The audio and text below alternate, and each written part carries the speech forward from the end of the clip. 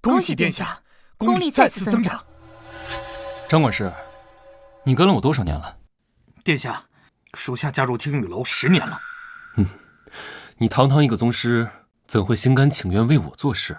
若不是殿下赐下的大还丹，属下这辈子也只能卡在半步宗师境。是殿下成就了属下，属下誓死为听雨楼效力。去吧。是。叶源。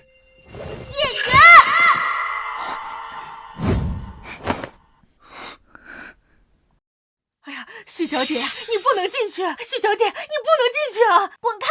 许小姐，哎呀，许小姐，你不能进去啊！哎，许小姐，哎，许小姐，叶源。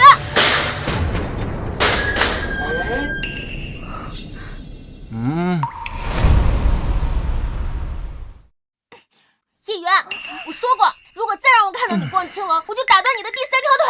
哎呀，来的正好。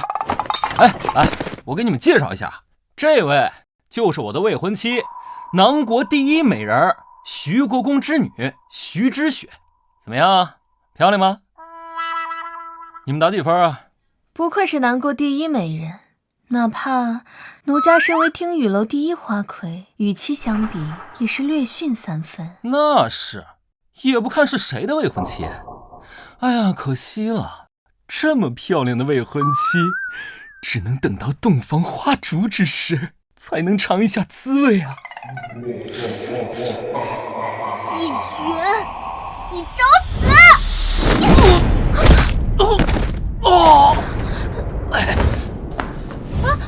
你去哪儿？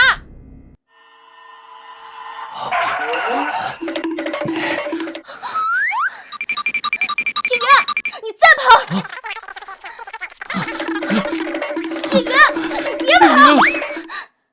叶源，你给我站住！今天非要打断你的第3条腿不可！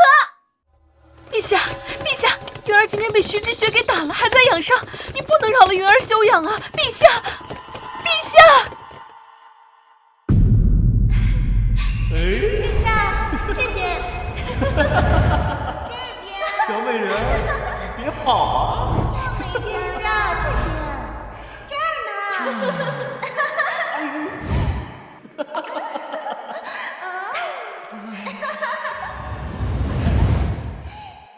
好，技术活当赏。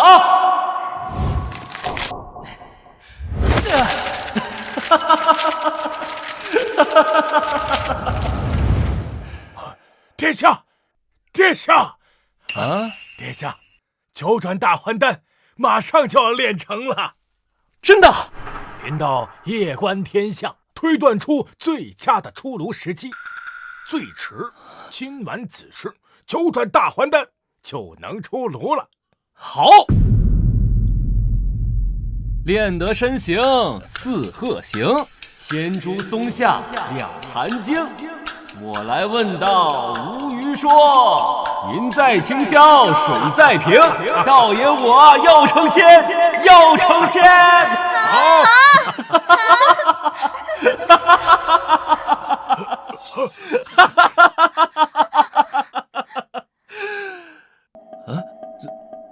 干什么啊？本皇子还没成仙呢，你们怎么都跪下了？云儿，云儿，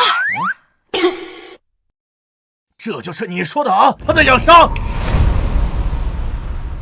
父皇，你来了也不说一声啊！你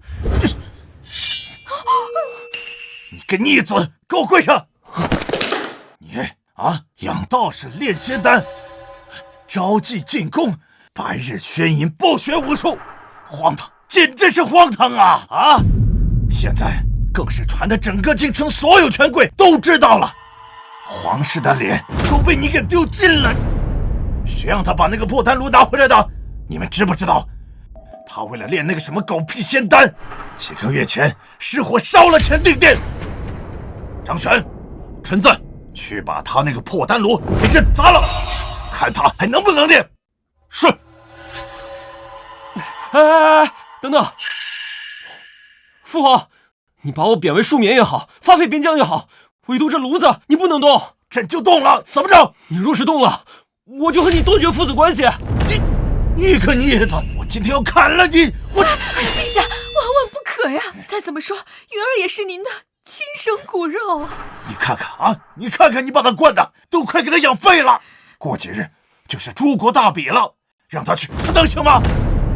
云儿的外公是开国功勋长国公，云儿的母后更是一国皇后，母仪天下。她的娘和外公死得早，她年幼时又因公务繁忙无暇照顾，整个后宫只有臣妾把她视若己出。我不疼她，谁疼她呀？长国公立下不世之功，难道还不能保他的孙子一生无忧吗？好啊，次次都是你的外公当你的保命符啊！若不是看在你外公的面子上，朕早就砍了你了。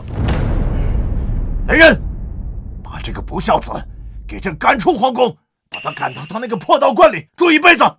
从今往后，朕不想看到这个逆子，让他有多远滚多远。什么？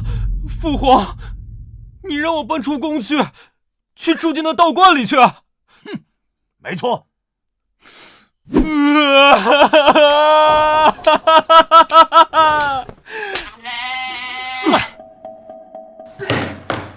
一言为定，双喜临门。你这个畜生，你个皇上，皇上，陛下！还好，陛下只是气岔气，并无大碍，不然连我也保不住叶云了。娘，你刚才干嘛要护着那个废物？为何不让父皇一剑砍死他？陛下也只是说说而已，哪里真舍得下手？毕竟也是姓叶的。轩儿，娘这些年为你费尽心思，处理后宫那些有潜力的皇子，但是叶云不一样，他的外公是长国公，虽已逝去，但威望尚存。娘只有把他养废了，对你才没有威胁。轩儿，你只有成为陛下眼中最出色的皇子，这储君之位，自然而然就是你的。娘，我明白了。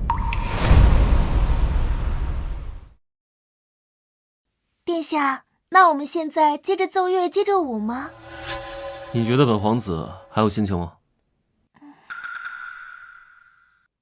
李道长留下，其他所有人，都滚！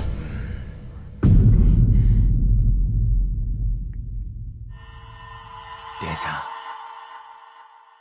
娘，外公，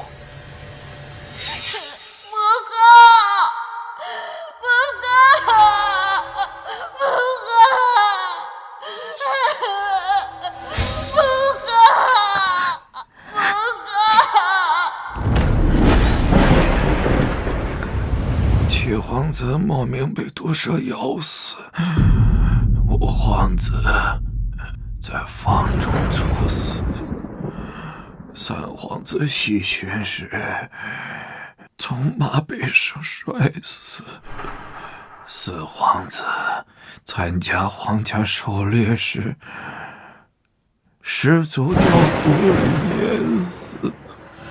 这些年里9个皇子莫名其妙的就死了4个，外公害怕呀，怕你成为第5个。云儿，你天资聪颖，文武双全，可外公死后，再也没有人能护着你了。切记呀！从今往后，你万不可锋芒太盛，你要忍，要装，更要藏。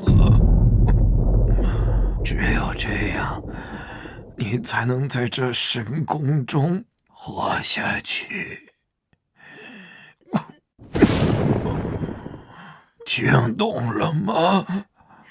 是，外公。这才是我的乖孙儿。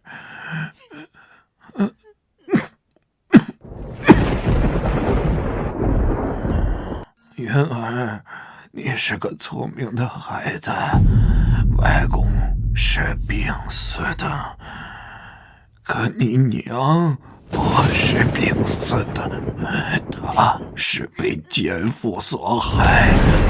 等你平安长大，你一定要替你娘要讨回一个公道。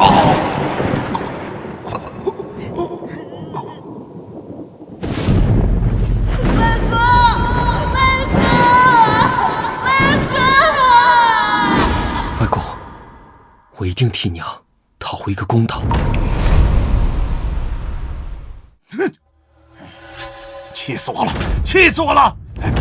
这个臭小子啊，在皇宫里建道观、养道士、炼仙丹也就罢了啊，竟然在皇宫外面造妓院、圈养花魁，整天花天酒地，还梦想着要成仙，荒唐，简直太荒唐！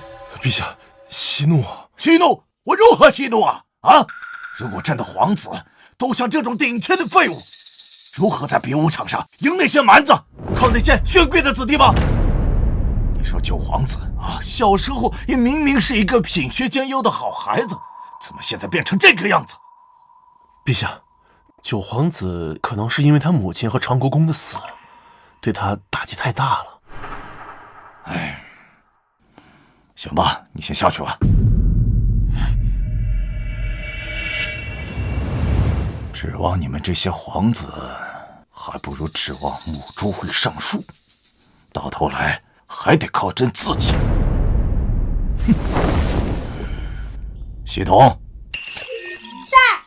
模拟人生系统竭诚为主人服务，主人可对皇子们进行模拟人生，每一次模拟将耗费一定的国运。朕登基之日，莫名得到了这个名为系统的神异之物，只是动用此物会耗费国运，朕从未动用。现在正是南国生死攸关之际，顾不了那么多了。请主人选择模拟对象。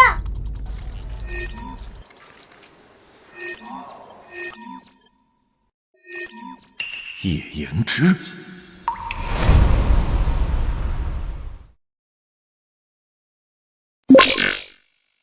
模拟对象太子叶延之，耗费国运2年。模拟开始。太子叶延之，天资出众，3年前被南国皇帝立为储君，然天妒英才，于1年前突然患病，终日卧床，最终病入膏肓，于半年后离世。朕最宠爱的太子，竟然活不过半年。综合评估：英年早逝，文武兼备，南国栋梁。可惜了，言儿若不是病重，在诸国比武场上，未必不能为我南国夺魁呀。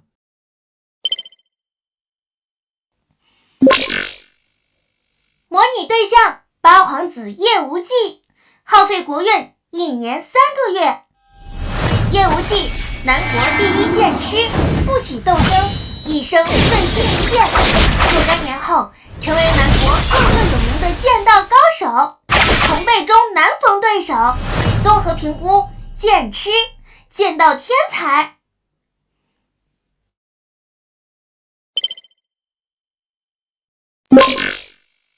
模拟对象二皇子叶轩，耗费国运1年6个月。二皇子叶轩，皇贵妃长衣女子，在父亲力支持下，太子叶延之死后，成为继任储君。综合评估：武道之才，年少有为。哎，不错，朕的这些儿子也不是个个都不成器。叶云，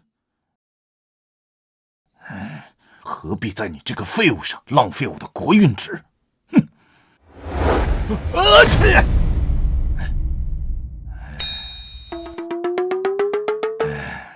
罢了，那就让朕看看你到底有多烂。九皇子叶元，耗费国运50年。什么？魔你这个废物，耗费我50年的国运！魔你这个废物，耗费我50年的国运！这他在干啥？他怎么会修炼呢？叶云，南国九皇子，其外公乃是南国开国功勋长国公，母亲乃是开国皇后吴素。叶云自小天资聪颖，文武双全，备受长国公与吴素的宠爱，亦被南国皇帝看好。然吴素遭人毒杀，长国公也在不久后病逝。长国公病逝前交代叶云，莫不可封王太路，要学会隐忍，避免与其他皇子一样遭到毒害。叶云谨听嘱咐，从此借着皇贵妃的庇护，装疯卖傻，暗中修行。5岁迈入了宗师境，8岁突破了万上境，18岁时丹道与剑道便是南国第1人，纵横天下，世间无敌。10年后，南国遭到3国围攻，南国国门将破之际，叶云独自一人，一剑破甲，变千六，下令3国大军。在叶轩登基后，叶云跳脱朝堂，逍遥于江湖，并以仙丹不断续命，最终享年286岁，成为流传万世的传说。综合评估，南国第1剑仙正统天师道丹圣，绝代天骄。这个纨绔居然是剑仙！不行，朕第一次动用这个所谓的系统，模拟的内容未必是真的，朕得好好验证一下。张玄，陛下，有何吩咐？你去试探一下九皇子。九皇子，陛下，前段时间九皇子被徐国公之女在大街上撵着打都没还手，我如何试探？差点忘了，这小子一直在藏拙。就算想试探，他要是不还手，还怎么试探？他不是对他那些炼丹的东西比我这个当爹的还要亲吗？你去把他那个炼丹炉给砸了，看他还淡定吗？是。张玄可是京城第1大高手，朕倒要看看，是你一直在装疯卖傻，还是系统模拟的东西根本就是子虚乌有。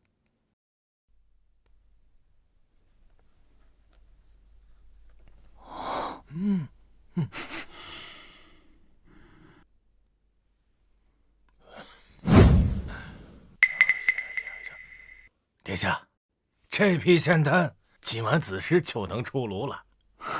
好，你先退下吧。9转大还丹至关重要，我要亲自盯着。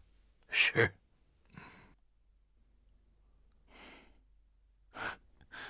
这叶云真是脑子被驴踢了，整天幻想着炼成仙丹，简直荒谬。这丹房怎么这么热呀？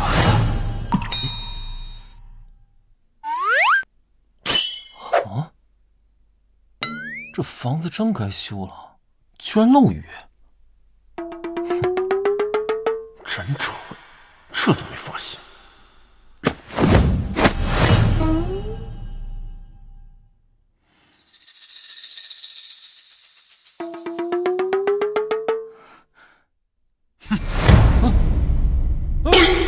你是谁？好好饶命！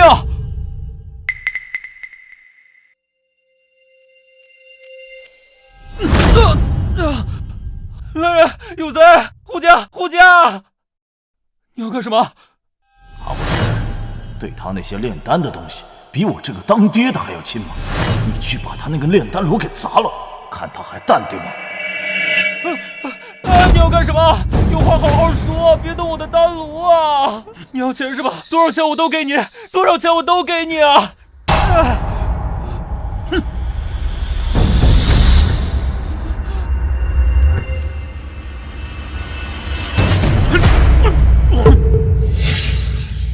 说你怎么这么倔，非得动我丹炉啊？我说你咋这么倔，非得动我丹炉？没想到你藏这么深！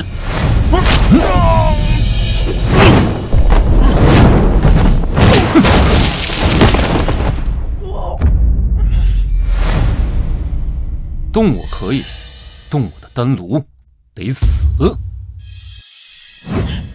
参见陛下！啊！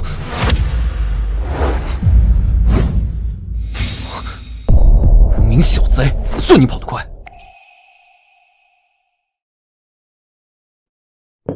张玄怎么还没回来？陛下，南国有救了！南国有救了！张玄你可算回来了，怎样？结果如何？你干嘛捂着脸呢？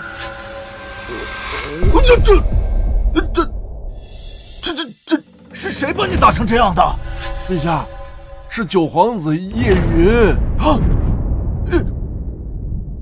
真的是他！陛下，臣和九皇子当时大战了300回合，不分伯仲。臣顾及九皇子的身份，也照顾九皇子的面子，怕伤了九皇子，所以臣一时大意。哎呀，你跟老九大战了300回合，也没那么多。哦，那是多少？1场。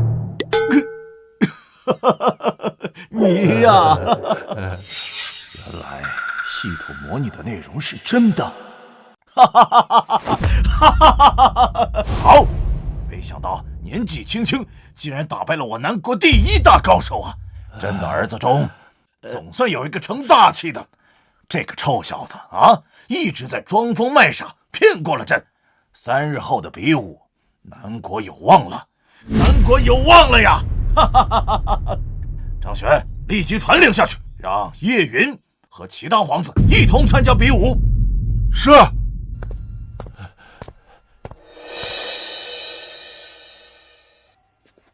娘，我们何必在这个废物身上浪费时间？2次3番就过来看望他。这么多年都忍过来了，也不差这么一天。更何况我每次看见他那废物模样，再看看你，娘心中总有说不出的开心。舒服。啊？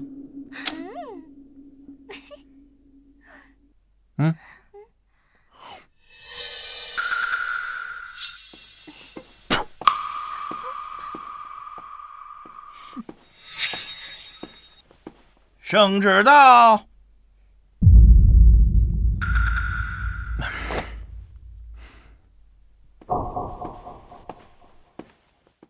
九皇子叶云接旨。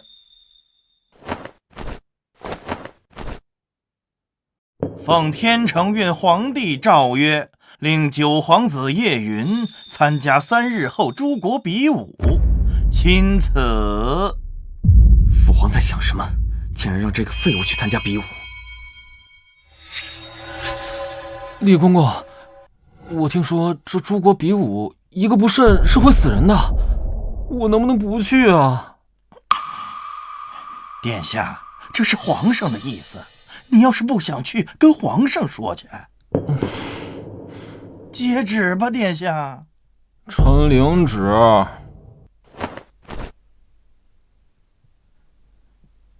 哎，殿下，3日后的诸国比武，你可不能再让陛下失望了。老奴告退。哼，娘，怎么办？我不想参加，会死人的。哎呀，你放心，我会请全京城最好的御医给你治伤。实在不行，娘花点钱买通那些蛮夷，让他们对你下手轻点儿。娘，你对我真好。傻孩子，我不对你好，谁对你好啊？真是天真。诸国比武生死较量，你一个没有武功的废物上去，不死也得残废。到时候，薰儿会在诸国比武上大放异彩，而你将会在陛下面前丢尽颜面。等诸国比武一过，薰儿受到陛下重用，我再也不用装着慈母。乖。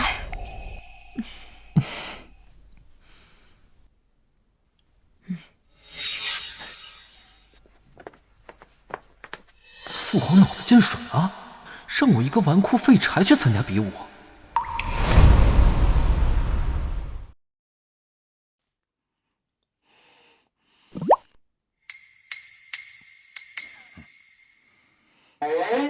爹爹，我听说叶云已经被陛下列入了比武参赛名单里，这是真的吗？怎么，你前几天不是还在大街上追着人家打吗？这个时候替他着急了？你不是不喜欢他，不想嫁给他吗？等他在诸国比武上被人打死，连退婚都省了。爹，小时候的叶云不是这样的，那时候的他天资聪颖，文武双全，也不知道为何他是现在才这样的。怎么，你还指望那个纨绔废物浪子回头啊？再说了，南国又不缺这么一个纨绔皇子，死了就死了吧。爹，我不管，无论如何，我和叶云也是青梅竹马，还有婚约在身，求爹您想想办法，向陛下求情，让他取消叶云的比赛资格。哼，皇帝金口玉言，那圣旨岂能是你我修改得了的吗？爹，我求你了，你想想办法嘛。够了！我说你这丫头啊，与其替那个废物在这担心，还不如趁这个时间多练练，想办法怎么打赢那些蛮夷，为我徐家争气，为我南国争光。你好自为之吧。哼。哎呦！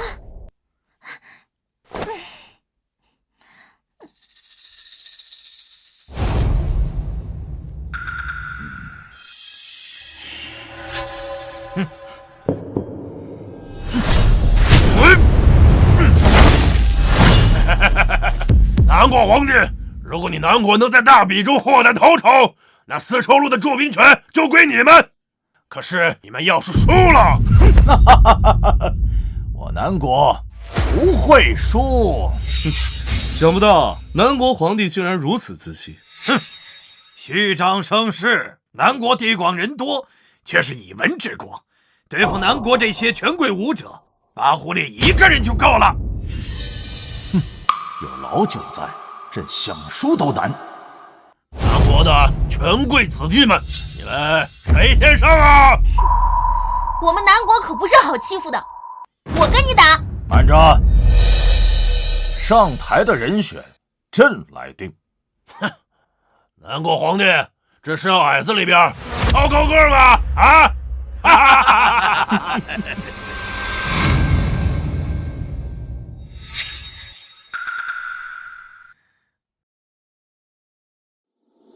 杨儿，你上。我。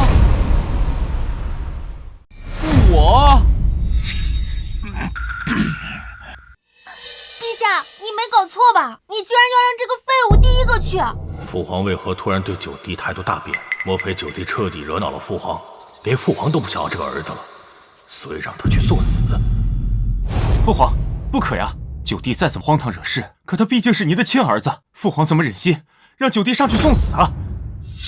不行，陛下，万万不可呀！云儿再怎么说也是您的亲生骨肉，不行，我不同意。哎，你们懂什么啊？云儿，你还愣着干什么？快上去！云儿，你放心啊，娘已经请了最好的御医，就算断手断脚，也能给你接回去。放心上。谢谢娘。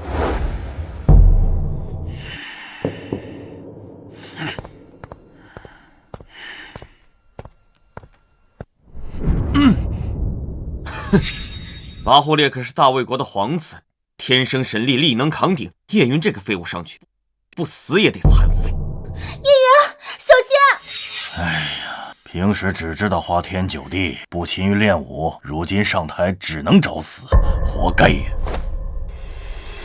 张选，你觉得叶云有无胜算？陛下，根据臣前几日受的伤推测， 2招之内，这个拔狐狸必死。稳了！南国竟然派你这个废物上来了！你过来呀！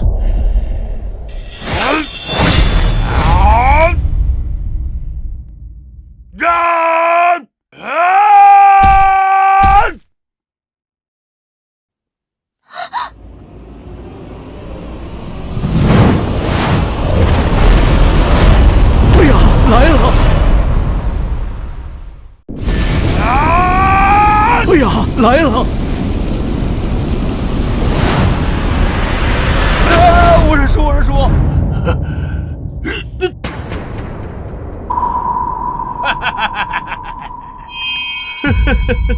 南国皇帝，这就是你口中所说能横扫我们3国的高手吗？怎么不战而降了？哈哈哈哈！看来南国全是懦夫。哈哈哈哈！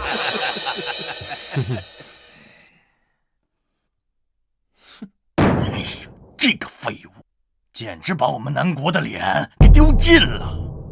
陛下就不应该让他先上的。哎呀，你说他这怎么就投降了呢？陛下，叶云既然身怀绝世武功，定然是有他不出手的理由。不出手的理由？然长国公病逝，病逝前交代叶云，莫不可锋芒太露，要学会隐忍，免得与其他皇子一样遭到毒害。朕明白云儿为什么要藏拙了。哈哈！怎么？难道你们南国一个也没能打的吗？我来！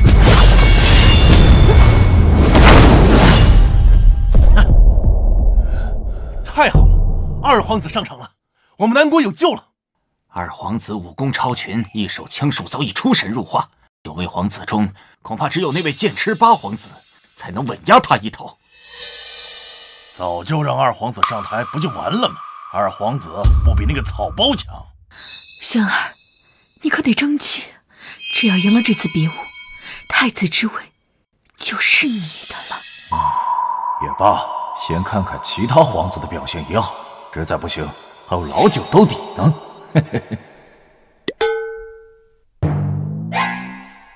不对吧？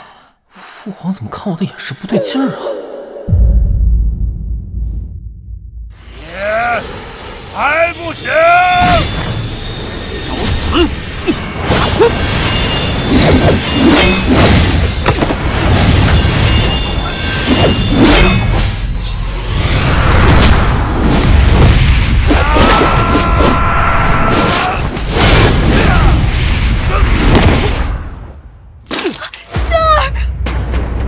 二弟，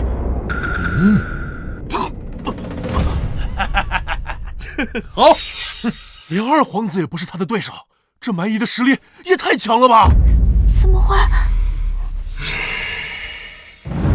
看来其他人指望不上。叶云，你不就是要自保吗？朕给你权力，给你兵马，你就不用再装了。看来你们南国全都是废物，没有一个能打的。南国皇帝，既然你们南国人如此废物，还比什么武啊？从一开始，你们就应该把丝绸路的驻军撤走，那里是属于我们北方国都的地盘。是啊，是啊，废物的国家就该有窝囊的样子，跟我们拼，你们有那个实力吗？哈哈哈哈哈哈！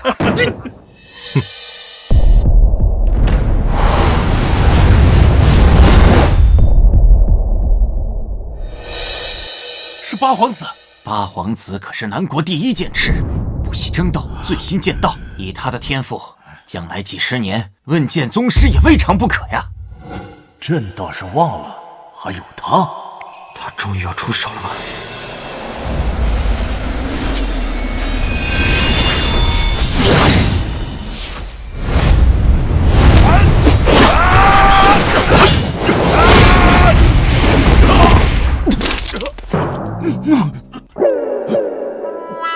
哎呦！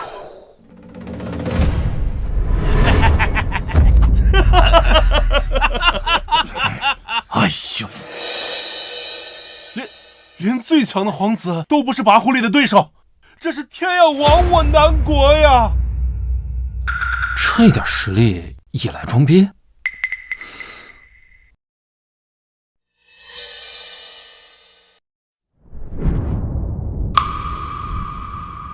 看来只能靠他了。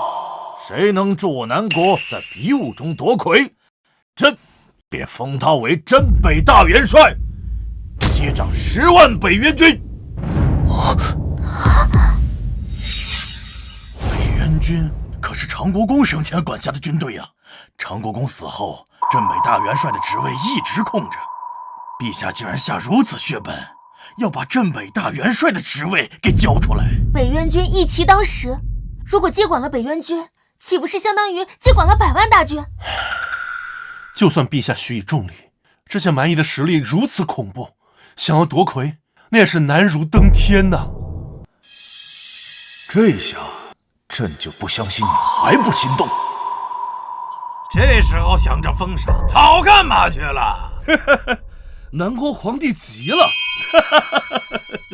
元军镇北大元帅，外公生前掌管的大军，这可是实打实的实权。有了这支军队，我还何惧皇贵妃那老妖婆？陛下，此话当真？哼，升高了。君子一言，驷马难追。好。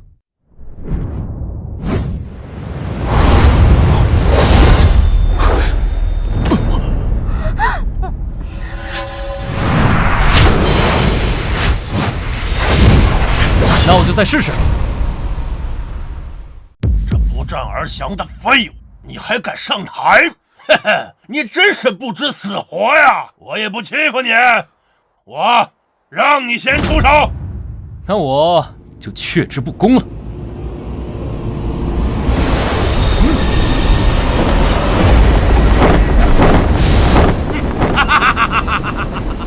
这细胳膊细腿的，装的有模有样。哎，往这儿看，有点人，照这儿看，看死我呀！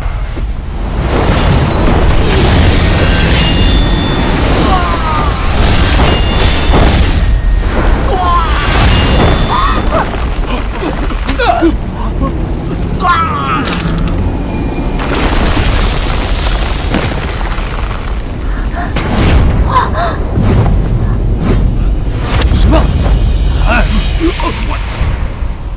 这可是你让我砍的！叶云竟然一剑就把跋扈烈给……跋扈烈可是半步宗师啊，居然接不住他一剑！怎么会这样？他不是被我养废了吗？好啊，我就说老九行吧！啊哈哈哈哈哈！看来还是我低估他了，杀跋扈烈根本用不了2招，1招足矣。爹，叶云赢了，叶云赢了！南国皇帝，你们竟然杀了跋扈烈皇子，你们是要与我们3国开战吗？哼！诸国比武，刀剑无眼，生死自负。他自己死了，是他学艺不精。难道你们还想不认账吗？你，南国皇帝，别高兴得太早。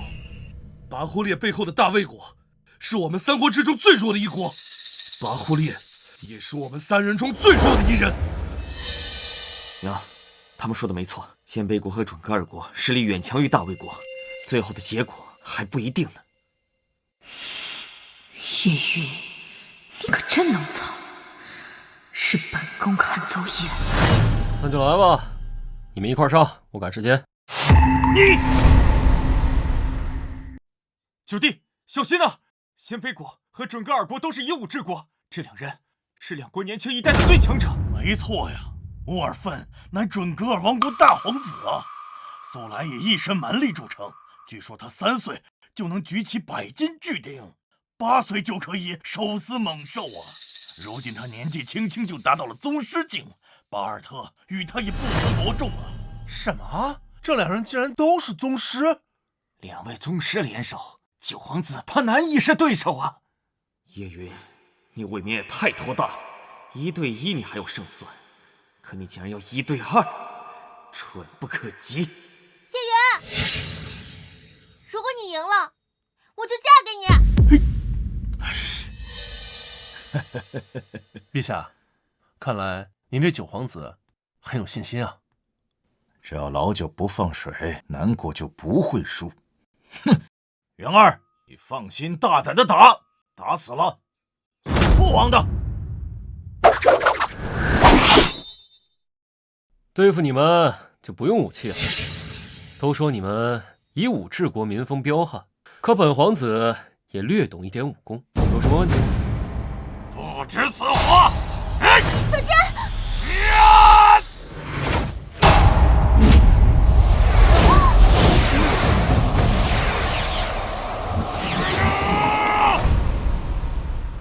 胡永芬全力一击，竟然被他一只手就接了下来，有破绽！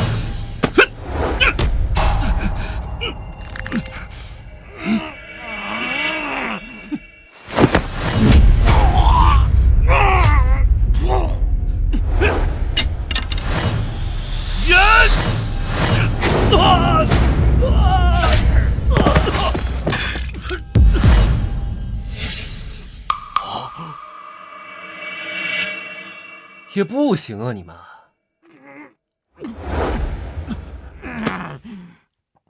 你怎么会这么强？想学吗？想学我也不教你。诸国比武，夺魁者南国九皇子叶云。哈哈哈哈哈！好，赢了！爹，我们赢了，我们赢了！太好了！谁说我南国不行？我南国武力昌盛，南国武力昌盛，南国武力昌盛，南国武力昌盛。赢！谁说你们赢了？你们别高兴得太早了。你们以为赢了这场比武就能获得丝绸路的驻兵权吗？我告诉你们，这是不可能的事情。丸子，你什么意思？当初我们可谈好了，只要我南国赢得比赛，丝绸路的驻兵权就归我们。口头约定而已，你们还真当真呐？既然他们想要，就把丝绸路的驻兵权给他们好了。但是期限只有1天，1天之后你们必须撤军，这样也不算我们失约。无耻，真无耻！这个世界的规矩本来就是以强者为尊。哼，等你们能扛得住我们3国的联盟大军，再来跟我们讲道理。我是不是下手有点轻啊？快走！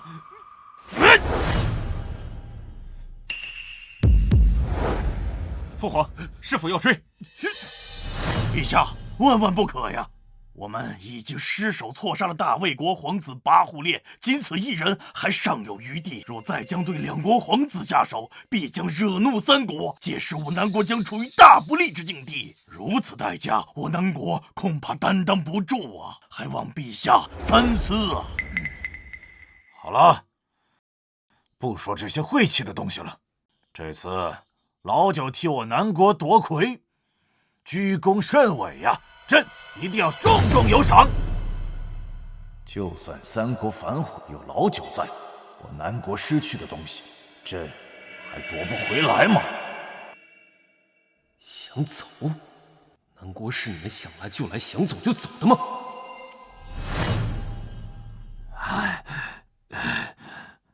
想不到南国的实力竟然这么强！这世间9品武者之上，还有宗师、金刚、指拳、万象4境。那南国9皇子叶云击败了咱们3人，他的实力至少是金刚境。哼，金刚境又如何？那也是缺肉之躯，敌不过千军万马。等我们回去，就让父皇起兵，踏平南国。好。你是谁？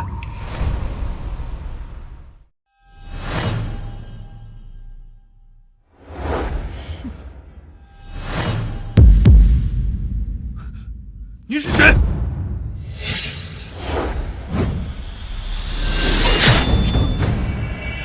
啊！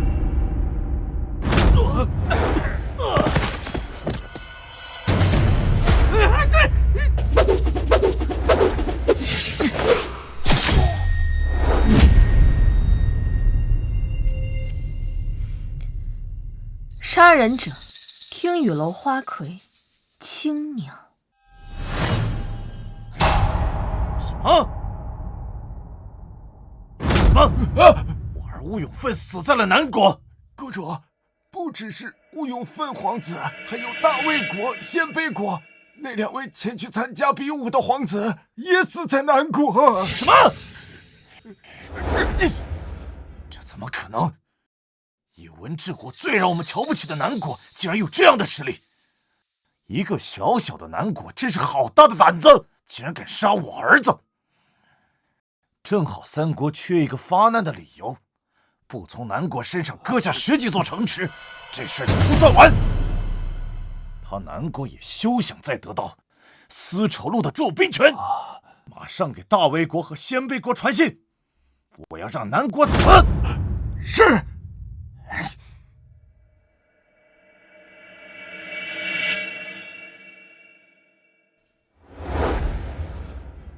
做得好，殿下，这都是青鸟分内之事。这是我最新炼制的9品大还丹，应该能助你突破金刚境。这就是比之前殿下赐给张管事的8品大还丹还要厉害的9品大还丹，好浓的药香。张嘴。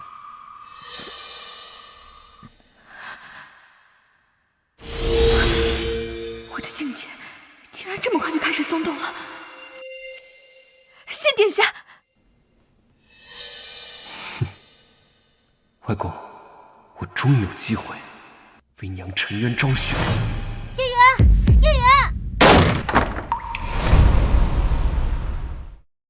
叶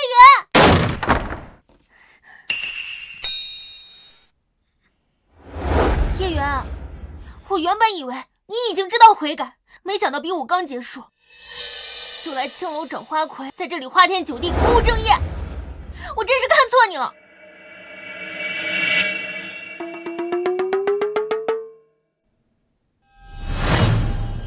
我记得某人说过，比武大会结束之后，若是我赢了，就会嫁给我。这话还做不做数？叶远，你不要以为你比武夺魁救了南国就可以得意忘形。你要是不改当初，我还是会一样讨厌你。我告诉你啊，吴永奋和巴尔特在回国的时候惨遭劫杀，此事已经闹得朝野震动。你身为南国的皇子，难道不应该为陛下分忧，为南国分忧吗？而不是还有心情在这里和花魁在这里卿卿我我。殿下，要不要？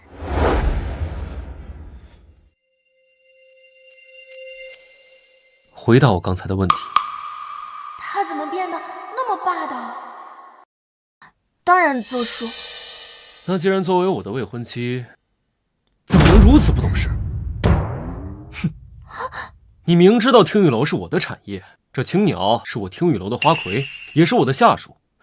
他最近表现得不错，我给他一点鼓励，有什么问题吗？没问题。那下次就不要打扰我在听雨楼与青鸟议事。下不为例。明明是我差点捉奸在床，怎么变成是我的错了？岂有此理！在我面前装了10几年，连我也被他骗了过去。娘，明日的朝会上，父皇就会给叶云封赏。若是叶云得父皇器重，这太子的位置……哼，区区纨绔，不过会点拳脚功夫而已，还掀不起什么风浪。轩儿，这些年，娘在朝中笼络了不少朝廷重臣。明日晨会，你只要向叶云发难，朝廷重臣都会站在你这一边。我就不信，凭他一人能敌过满朝文武。轩儿，你要记住，千万不能让他当上这个镇北大元帅。一旦让他掌握了实权，我们的好日子可就到头了。好。九皇子，太子他什么时候坏了？娘，咱们慈宁宫给太子用药材快用完了，等一下让下人补一补库存。太子这顽症痼疾，得加大药量，好好治一治。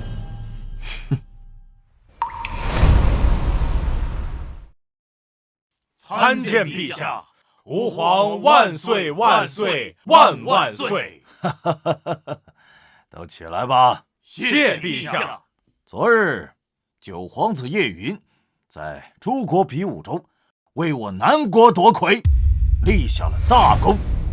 今日便是朕兑现承诺的时候了。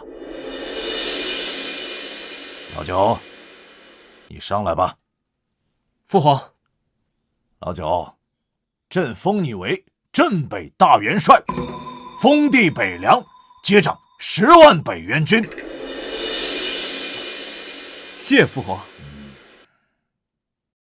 有了实权，我总算可以放开手脚，去调查娘当年的死因。父皇，我反对。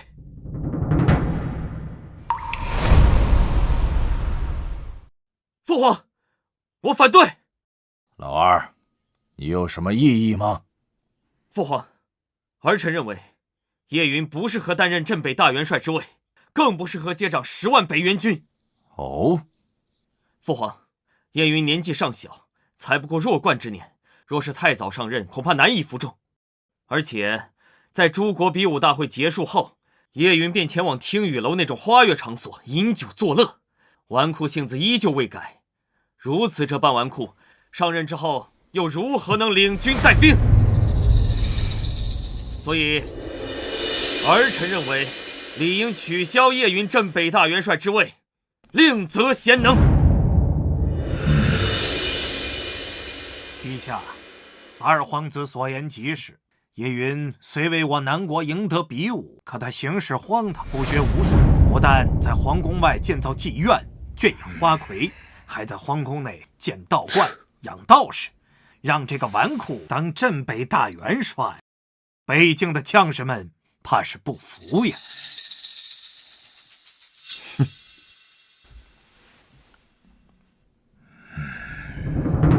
不错，陛下，不服是小，以他这般纨绔的性子，陛下，臣唯恐九皇子到北元军上任不出半年，就把北元军的军纪给败坏了。到时咱北元军有一个算一个，有样学样，咱南国最精锐的部队将会变成一团散沙，战力大打折扣。为了咱南国的军事战力，臣不赞成此事，还请陛下三思。你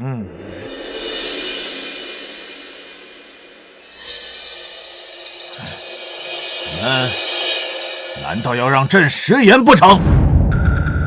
臣不敢。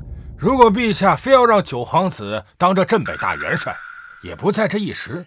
臣建议让九皇子先去北境边关历练3年，磨砺磨砺性子。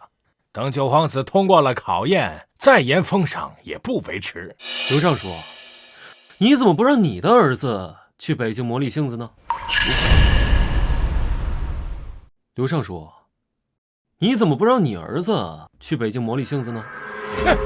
我刘二河的儿子个个知书达理，满腹经纶，都拥有大好仕途，参军入伍岂不是大材小用啊？我看是受不了参军的苦吧。你休要胡言！差点忘了，你大儿子正忙着娶第3房小妾，而你的二儿子整日在家中与娈童取乐，倒是满腹经纶，知书达理，懂得不少关于断袖之癖的学问。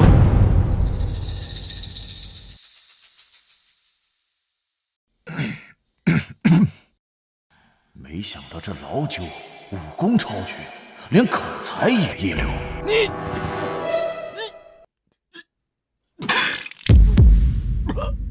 叶云，这里是朝堂，你怎可口出污秽之语？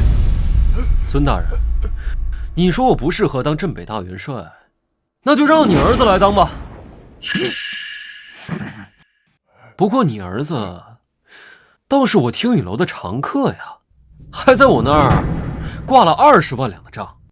我看您老还是先替他把账还了再说吧。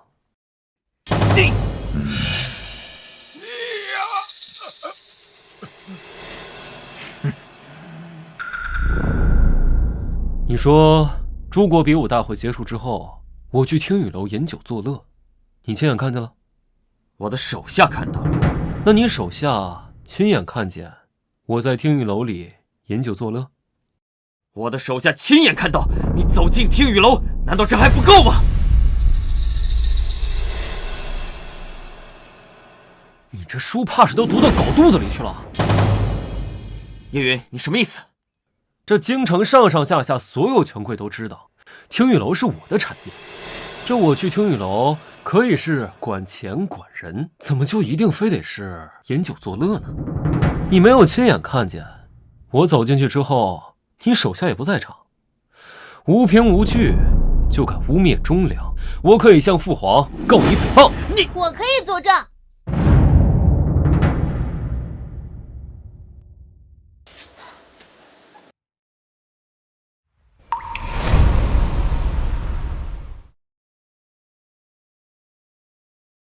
我可以作证，叶云进入听雨楼以后，只是管事，并无饮酒作乐。哼，不管怎么说，叶云身为本朝皇子，却在皇宫之外建造妓院，供自己取乐，行事荒唐，伤风败俗。叶云品行低劣，本性难移。镇北大元帅这个职位，让他担任的话，依然不妥。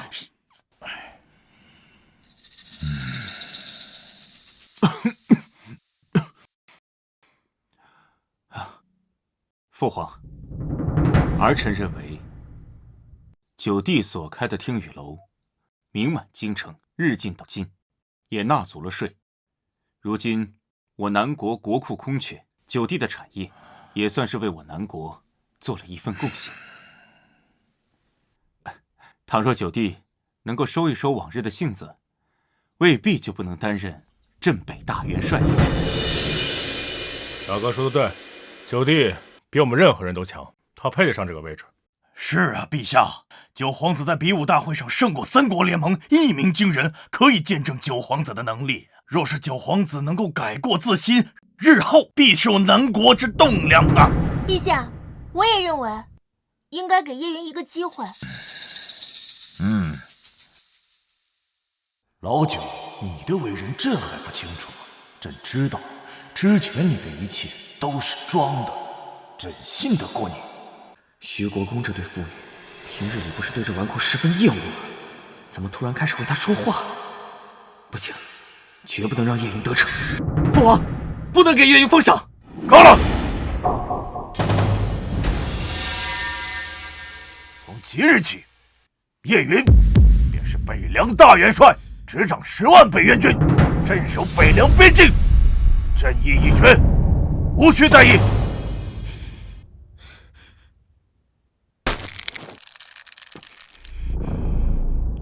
还有别的事情要奏吗？臣有事要奏。讲。是关于九皇子与小女的婚事一事。是关于九皇子与小女的婚事一事。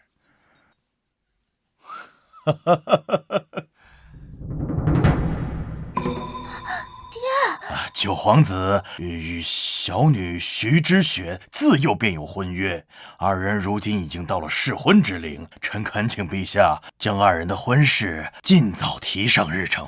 好，既如此，老九啊，你们二人就择日尽早完婚吧！啊！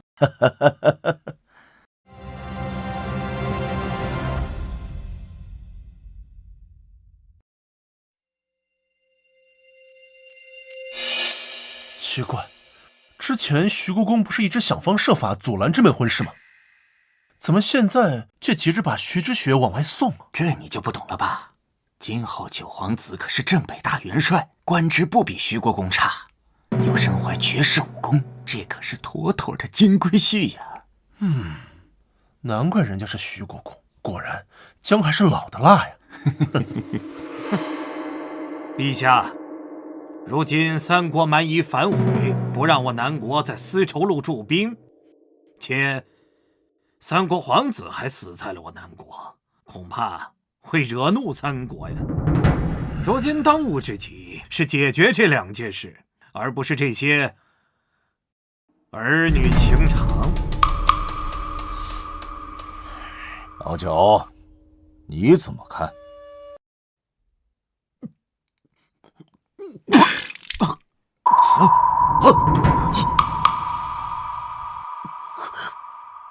大哥，老大，老大！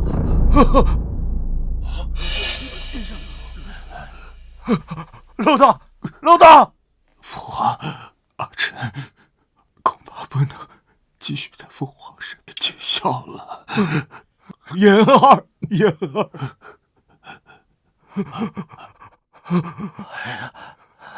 太子叶延之天资出众，3年前被南宫皇帝立为储君，然天妒英才，于1年前突然患病，终日卧床，最终病入膏肓，于半年后离世。系统模拟的内容要成真了。太医，传太医，传太医，快传太医啊！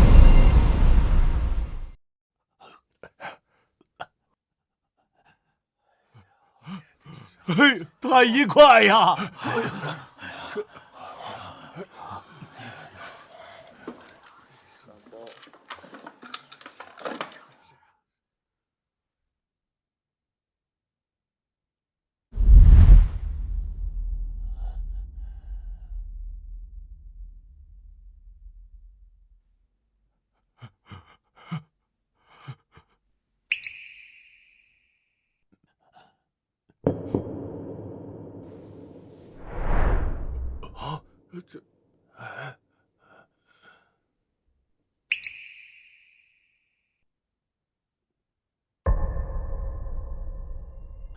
陛下，太子的顽疾已渗入心脉，恐怕活不过今日。什么？你说什么？难道就没有别的办法了吗？陛下，臣尽力了。这个废物！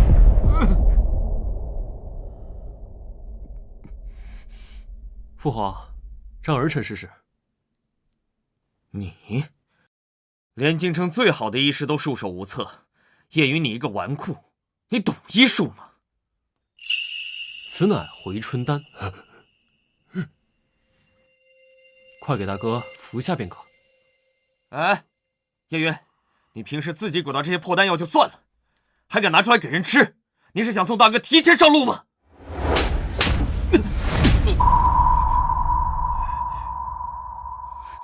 你敢打我？什么都不懂，别说话。你，父皇他好了，既然没有别的办法，那就先试一试老九的法子。太医，是。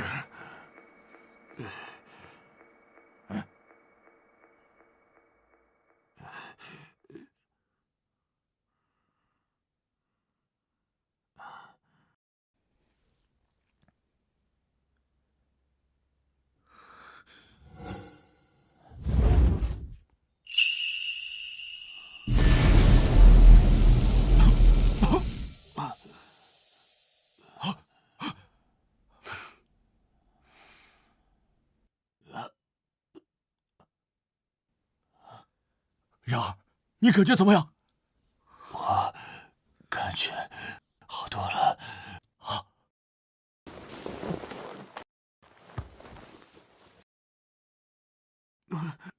陛下，太子的病情竟真好转了不少。怎么可能？他瞎鼓捣的狗屁丹药竟然真的有效！真是神迹啊！九皇子深藏不露啊，真是太神奇了！没想到九皇子不仅会武功，居然还精通医术。太子这个病已经治了2年了，每况愈下，从未好转。九皇子真是神了呀！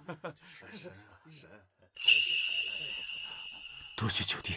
哎，举手之劳，正好我这里还有剩下的丹药。朕差点忘了，系统的模拟内容中老九不但是南国第一剑仙，更是丹圣。看来他平时不是小捣鬼，而是真正的在炼丹。朕之前是错怪他了。他竟然还有这一手。皇兄，大哥平日里的用药是从慈宁宫发的吧？叶云，你什么意思？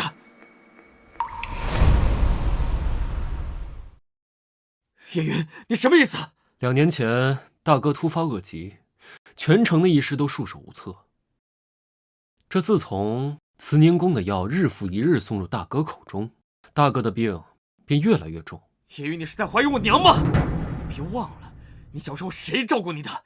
是我娘，也是你娘。你要当那忘恩负义的白眼狼吗？这个时候就别道德绑架了。我这个人喜欢就事论事。如今这大哥的身体出了问题，你们慈宁宫也应该负部分责任。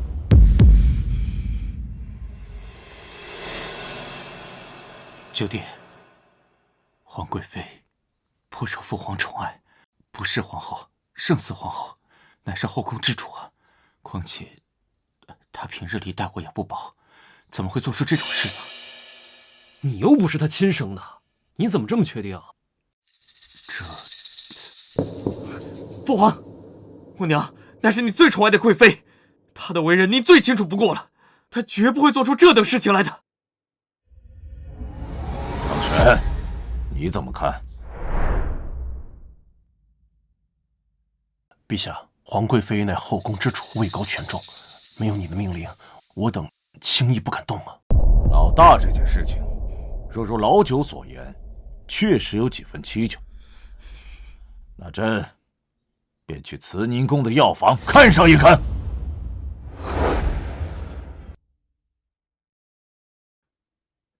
娘，娘，不好了，不好了！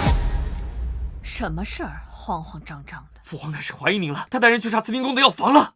什么时候来？已经在路上了。什么？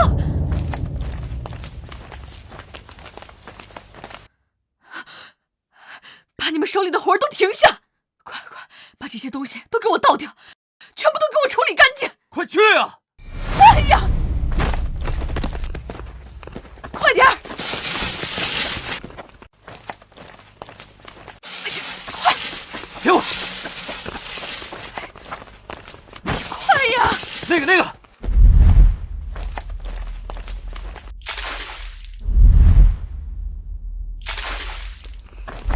快！全部都给我处理干净啊！把什么处理干净啊？父皇，陛下，陛下，父皇，陛下，您怎么来了？你刚才说要把什么处理干净啊？啊？说话呀！说！陛下，陛下，陛下，三国使臣到了，说是有要事找您商议。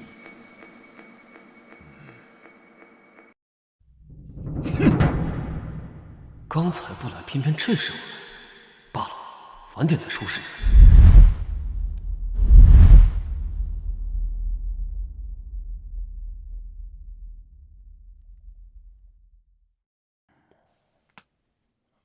南国皇帝，我三国3位皇子都死在了你南国，这件事你必须给我们一个交代。诸国比武本就是刀剑无眼，生死自负，他们几个死了，可怪不得任何人，更何况是你们反悔在先，明明就谈好了，只要赢得比武，丝绸路的驻兵权就归我们，可你们呢？言而无信。哼！不管如何，你们都要为我们3位皇子的死负责，不然就休怪我们3国联盟对你们刀剑相向。不错，此事需要你们南国割地赔款，你们呀要赔偿我大魏国5座城池。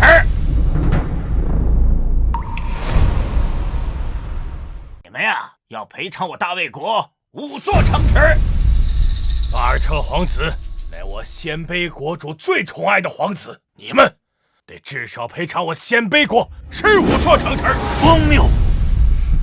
你们输了比武，不认账也就罢了，还如此狮子大开口，让我们割地赔偿，简直毫无廉耻。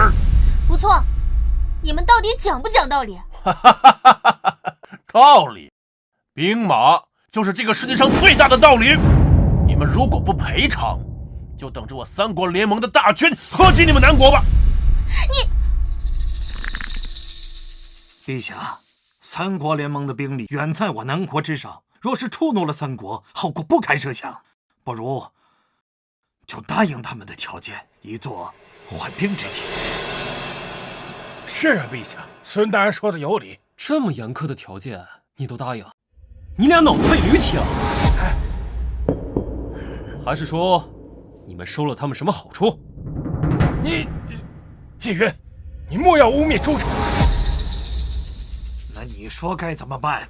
若是三国联盟的大军压境，咱们南国如何抵御？这个责任，你担当得起吗？哼！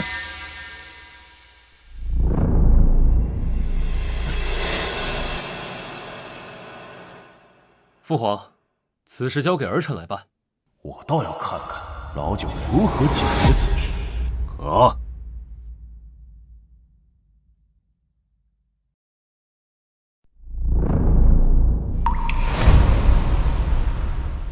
你说要让我们南国割地赔款，是又如何？这件事你们只有答应的份儿，不然要付出的代价，你们南国可承受不住啊！没错，小子，赶紧签了割地赔款的条约，然后再把你们南国的美女叫过来，晚上好吃好喝的伺候好我们。回去以后，兴许我们还能在国主面前替你们美言几句的。哎，晚上就让你们这南国第一美女来陪我们吧！荒谬！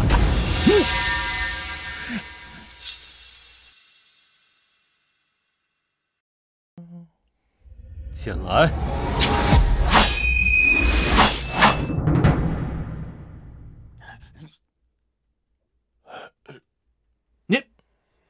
你要干什么？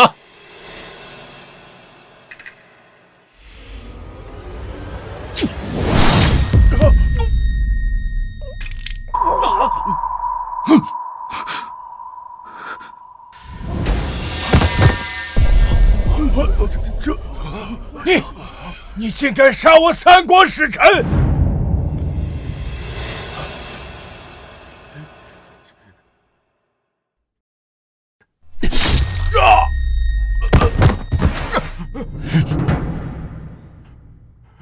你们皇子我都杀得了，区区几个使臣，为何杀不得呀？你好啊，这下你们南国休想得到丝绸路的铸币权，是吗？别杀我！我这就走！我这就走啊！我这就走！别杀我！别杀我啊！别杀我！啊！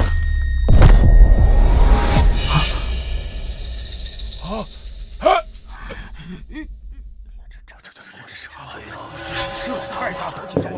叶云，你疯了吗？两国交战，不斩来使，杀使臣，这可是大忌呀！他们若是讲点道理，确实可以不杀，可他们非要在我面前跳，不处理了，留着过年吗？陛下，九皇子滥杀使臣，这可是大罪呀！他若三国开罪，后南国无以应对，还请陛下严惩。请陛下严惩，请陛下严惩。不好，叶云还是太过冲动了。老九，你给朕个解释。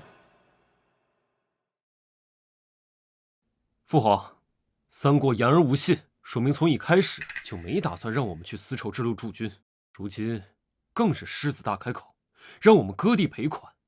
儿臣认为三国野心重重，恐怕是冲着我们整个南国而来。你是说三国想吞并我们南国？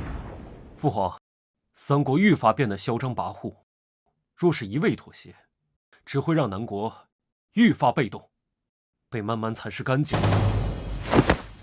只是时间问题。老九，你有何良策吗？从古今来，对付外敌最有效直接的办法就是以武镇之。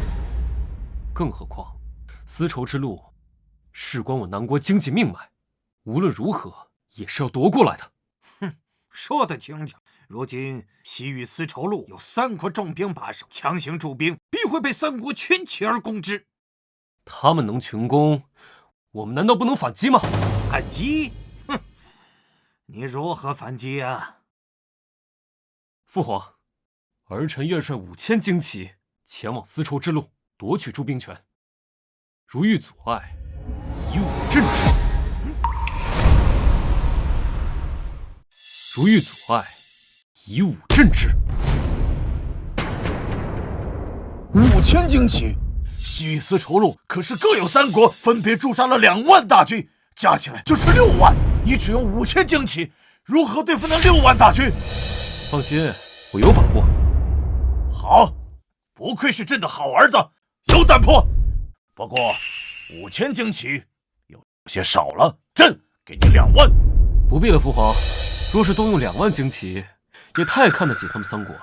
对付3国的驻兵，5000精骑足矣。这疯了吧？就算九皇子武功再强，仅凭5000精骑，怎么对付得了3国足6万驻兵啊？是啊，这怎么对付得了啊？老九究竟哪儿来的自信？罢了，就让朕看看老九究竟还能给我带来什么惊喜。好，元儿，既然你有如此胆魄，那么朕就信你一次。娘，你说这叶云怎么想的？只带5000精骑就敢去夺西域丝绸的驻兵权？他怎么想的我不知道，我只知道他现在深得陛下器重，而且那个小兔崽子似乎还察觉到了当年之事。要不是3国使臣来得及时，我们就完了。那接下来我们该怎么办？如今叶云得势，又有了实权，已经不好对付了。若再不尽快除掉他，恐怕死的就是我们了。他不是要外出吗？他外出的这段时间，已经足够做很多事情了。娘，你想做什么？他现在有陛下的背书，别说是你，就连我也很难动他。现在只有一个办法，真正除掉他，一劳永逸。什么办法？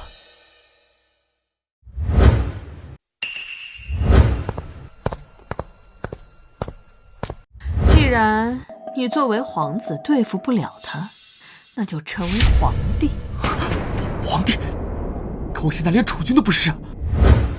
放心，一切交给娘，计划也该提上日程。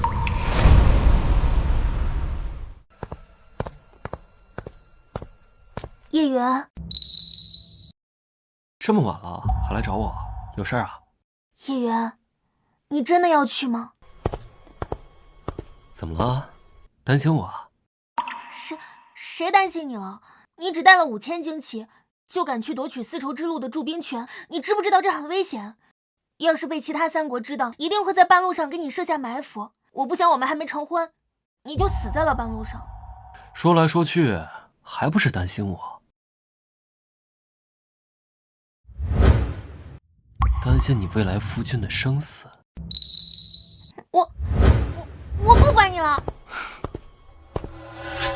听你啊，都准备好了吗？按照殿下的吩咐，一切都准备好了。什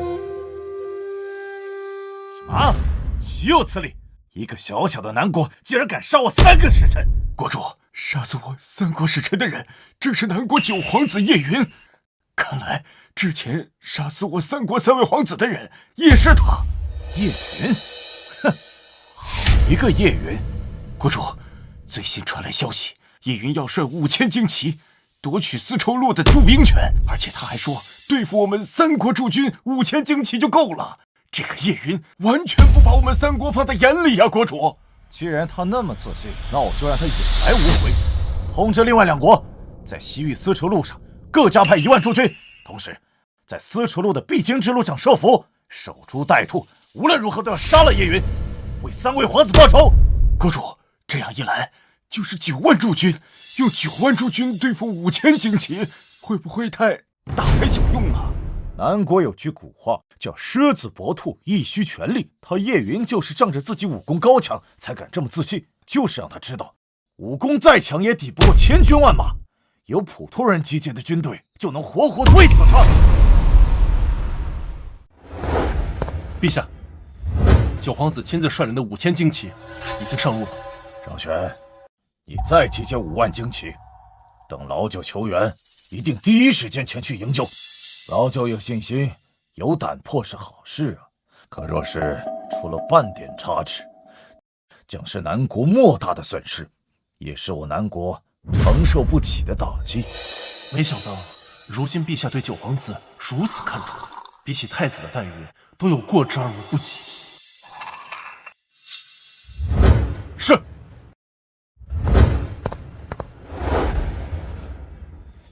娘，叶云已经离开京城了，那接下来我们该做什么？什么都不用做，等。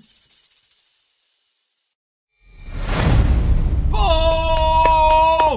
国主，在西域丝绸路附近发现了南国军队的踪迹。哼，终于来了！传令下去，南国士兵有一个是一个，绝杀勿论。是。报！南国5000精骑不知为何突然撤军。我们不是设下埋伏了吗？怎么没有中计啊？国主，不知为何叶云似乎察觉到了我们设下埋伏。这个叶云倒是小心谨慎，不过既然来了，就别想走了。传令下去，给我追，一个也不许放过。是。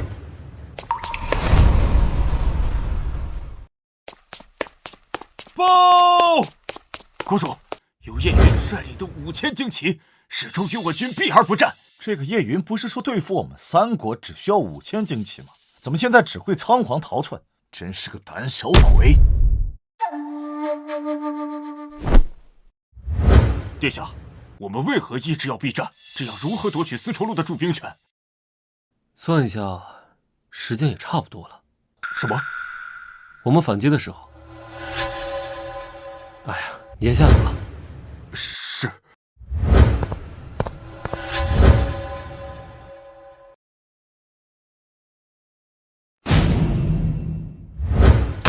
殿下，属下的任务完成了，接下来那边就看你的了。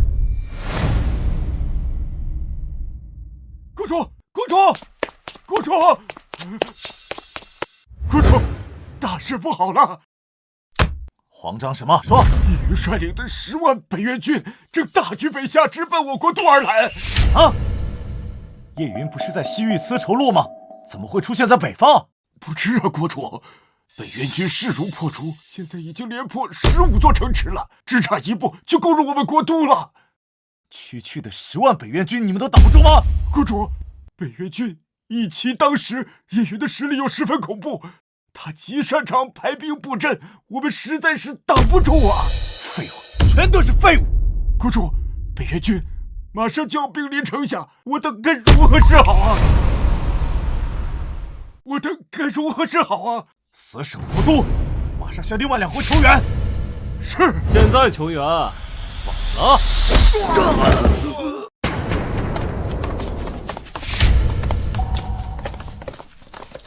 来人！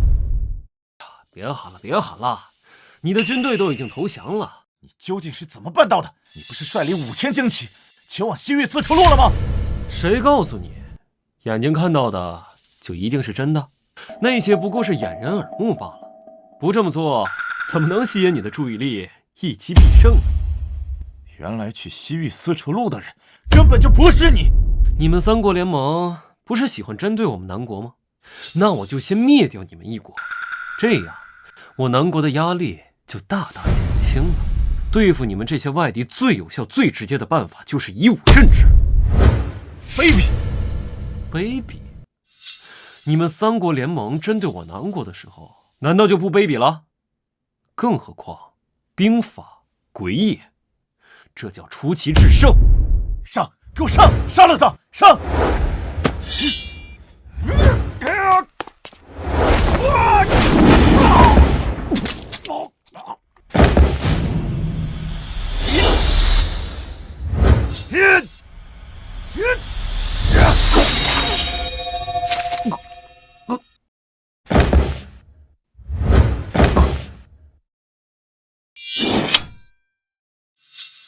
从今日起，再无准噶尔国。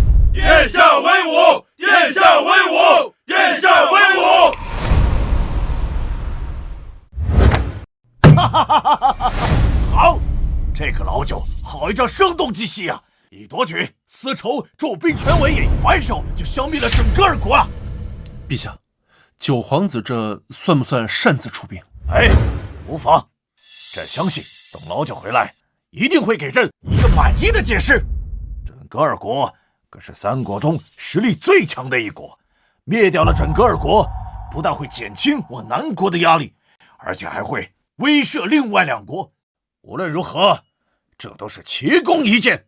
等老九回来，朕一定要重重的赏。陛下，陛下，太子突发恶疾，吐血不止，恐怕是危在旦夕。什么？哎呀，哎呀呀！太医，快！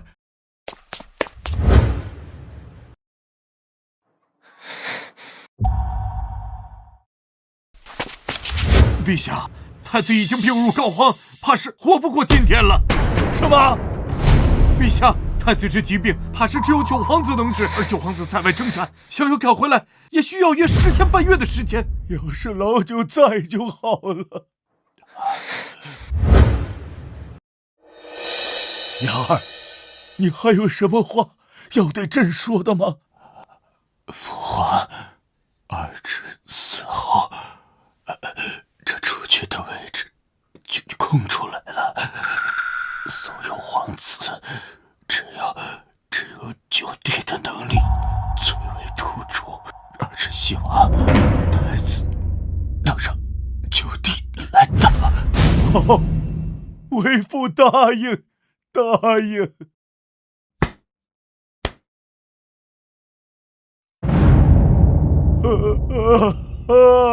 言儿，言儿啊！叶云，又是叶云。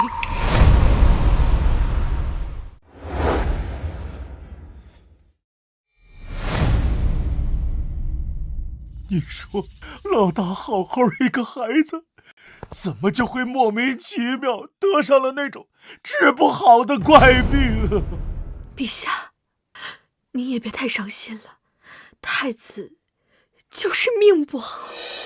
这么多年，加上老大这莫名其妙死掉的那些皇子，总共5位了。老天爷呀！你非要灭了我叶家的龙脉吗？陛下，人死不能复生，还需向前看。太子意思，这储君之位便空下来了，您还是趁早从众皇子中选出合适的人选为好。朕答应过老大，会立叶云为储君。陛下，臣妾认为立叶云为新晋储君不妥啊。哪里不妥？叶云未经陛下允许，擅自起兵北征，如此行事，恐有反骨之嫌。如若立一个有反骨之人为储君，不仅会威胁到陛下，日后恐国家动荡。哼！老九出兵灭掉准噶尔国，功劳远在丝绸路驻兵权之上，难道这还不够吗？况且，朕也相信老九回来之后，一定会给朕一个满意的解释。没想到短短时间，陛下对叶云的宠幸已经达到这等程度。不行，我一定要为轩儿争取到太子之位。可是陛下……够了！就算老大不说，朕也会立叶云为储君。我南国立贤不立嫡，况且叶云的才能远在其他皇子之上，他是最合适的人选。朕虽然没有给你皇后的名分，但给了你后宫之主的地位。朕如此宠幸于你，可老大刚死不久，可你呢？你为何便急着操心新任储君的事情啊？陛下，臣妾也是想为陛下分忧，为国事着想啊。那日，朕在慈宁宫，你见了朕，为何如此慌张？陛下，送给太子的药至关重要，臣妾是怕熬制不周，惹怒了陛下呀。哼，最好是这样。不行，陛下已经开始怀疑我了，不能再拖了。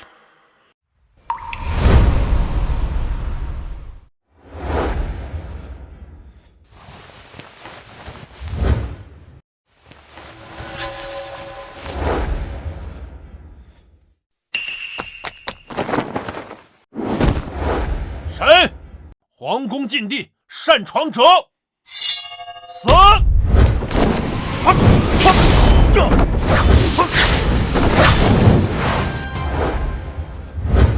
好了，都下去吧。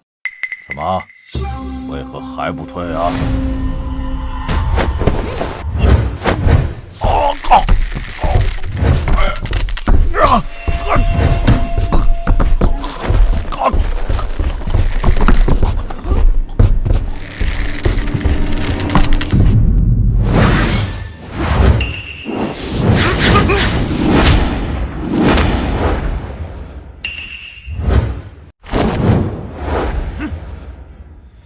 奇怪，怎么感受不到陛下的气息了？不好！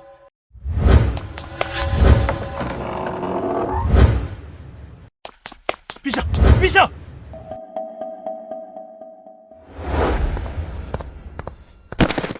娘娘，事情办妥了。太好了，不愧是南国第二高手，不枉我始终留了这么一手，大计终于成了。娘，你真的把父皇给……不这样，你如何登上这王位？如何对付那叶云？若是等到叶云回来，只会让陛下对他的器重和信任更上一层楼，到时候就是你我的死期。轩儿，你要记住，要想成就一番霸业，就必须要狠，要比所有皇子都狠。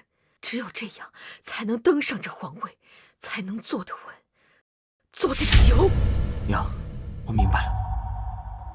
我已经命人修改了继位诏书，明日便会昭告天下，你为南国新任皇帝。到时候，为娘便会垂帘听政，尽力辅佐你。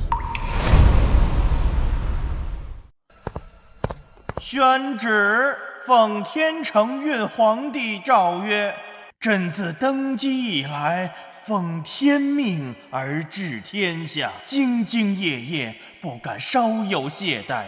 今朕年迈体衰，自知大限将至，特书此遗诏，以定国本，安民心。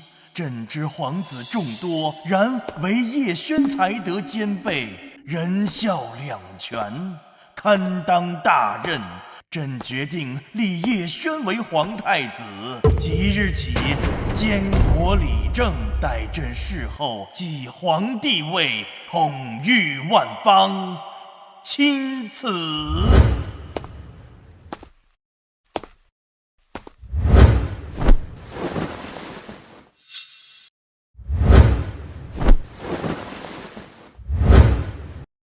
参见陛下！参见陛下！参见皇太后！吾皇万岁万岁万万岁！八弟，你为何不跪啊？二哥，这样不对吧？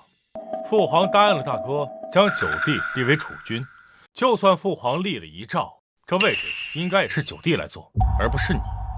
难道就不能是父皇改主意了吗？不错。二哥，你觉得父皇会这么蠢吗？九弟各方面都比你强，父皇会传位你？诸位，太子前脚刚死，父皇后脚就离世，这事你们不觉得奇怪吗？放肆！八弟，你这是在怀疑朕了。你这是在怀疑朕了。不错，我就是怀疑你，是你杀了太子，杀了父皇，才可以顺利的坐上这个位置。八皇子说的有道理，太子已死，剩下的皇子中，继位遗诏最合适的人选应该是叶云才对。大胆！先帝遗诏，白纸黑字，天意如此。叶无忌，你难道不识字吗？竟敢质疑先帝遗诏，来人，给我拿下！陛下，八皇子公然质疑先帝遗诏，若不惩戒一二，恐怕难以服众。轩儿，你要记住，要想成就一番霸业，就必须要狠，要比所有皇子都狠。只有这样，才能登上这皇位，才能坐得稳，坐得久。先帝遗诏不容置疑，八殿下叶无忌公然质疑先帝遗诏，有辱先帝，为表惩戒，当废除皇室身份，贬为庶民，流放北疆。还有你们其他人，若是也同他一样质疑先帝遗诏，一并处置。你就不怕九弟回来收拾你吗？我现在是皇帝了，就算他回来了又能怎样？他又能奈我何呀？要说收拾，也应该是我收拾他。二哥，几日不见，你好大的威风！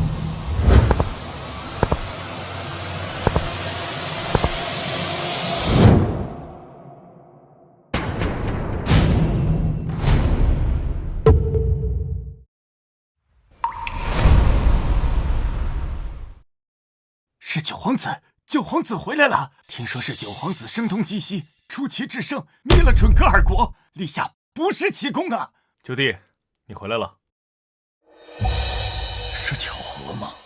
他怎么偏偏在这个时候回来呀？九弟，你这话说的就不对了。如今朕已是皇帝，朕的话便是南国的天理，便是浩荡皇威。如今朕的话，谁敢不听？哪个敢不从啊？好一个天理，好一个浩荡皇威！我不在这段日子，南国的天就变成这个样子了吗？云儿，既然你二哥轩儿已经登基为帝，那这南国自然就是要听他的。如果你连这个道理都不懂的话，可是可以治你一个忤逆帝命之罪。娘不是最疼爱我了吗？肯定不忍心让二哥治我的罪吧？闭嘴！你不配叫我娘，你算什么？不过是个不学无术的纨绔，养在身边都嫌丢人现眼。只有轩儿才是我的亲生儿子。奇怪，为何臣之对叶云突然态度大变呢？难道真的如八皇子所说，陛下真的是被他们……母后，你跟他讲这么多废话干什么？既然九弟回来了，那我们也应该好好治一治他的罪。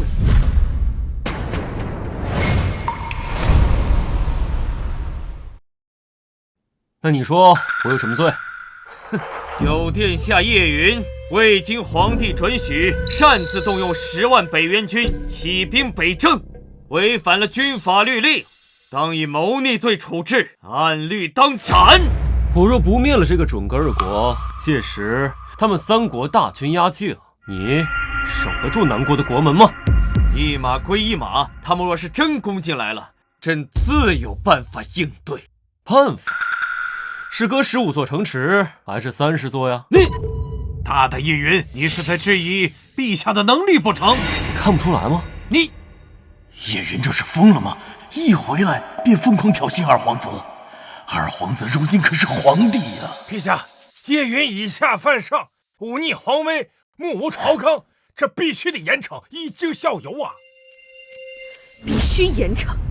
九殿下叶云违反军令，擅自出兵，意图谋反，还在朝堂之上以下犯上，对朕大不敬。从即日起，剥夺其镇北大元帅之位，废除皇室身份，斩立决。来人，给朕把他拖出去！怎么办？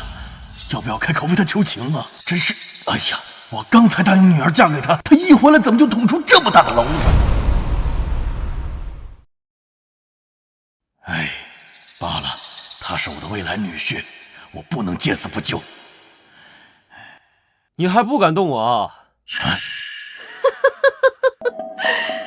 叶云呀，先帝在的时候，你可以仗着先帝的宠幸说这样的话，不把我们二人放在眼里。可是如今你还看不清局面吗？轩儿是新帝，他随便一句话就可以治你万劫不复。不错呀，难道你还能让父皇活过来不成？确实可以。死人怎么可能复活？看来是陛下的死对九皇子的打击太大了，让他这里出现了问题。好啊，你若是能让父皇活过来，那我这个皇位给你坐坐也可以呀。好啊，逆子，朕的这个位置坐的还算舒坦吗？父皇，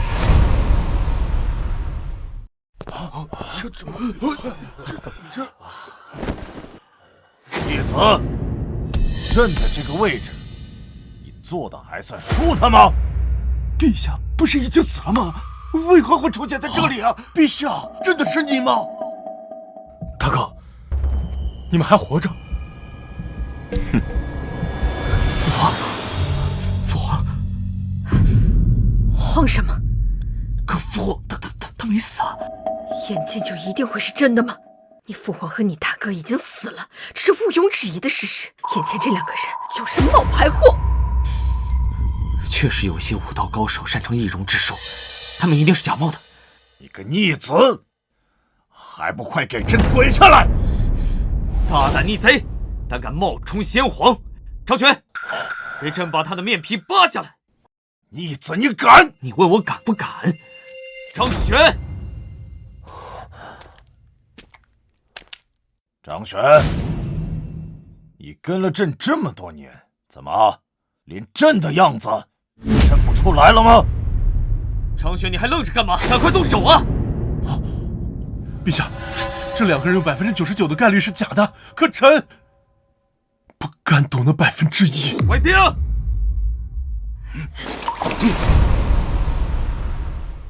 给我拿下！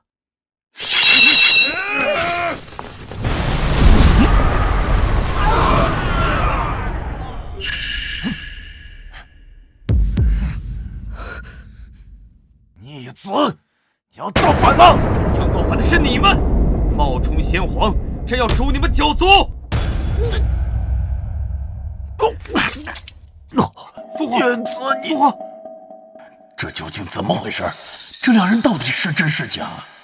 二哥，没用的，有我在，动不了他们。哼，叶云，我知道你之前在藏拙，但你的武功再厉害，能敌得过军队吗？我告诉你，城内的5万禁军正在赶来的路上，等他们到了，你们谁也跑不了。可这5万禁军赶来之前，我就能要了你的命。张玄，朕如今是皇帝，你身为护龙国第一高手，有义务保护朕。陛下，臣誓死保护你。叶云，你再厉害，有张玄保护朕，你伤得了朕吗？等城内的5万禁军赶来，就是你们的死期。他似乎还不知道，之前我被这小子揍得有多惨。二哥，你以为就你有军队啊？叶云，你什么意思？不好，难道……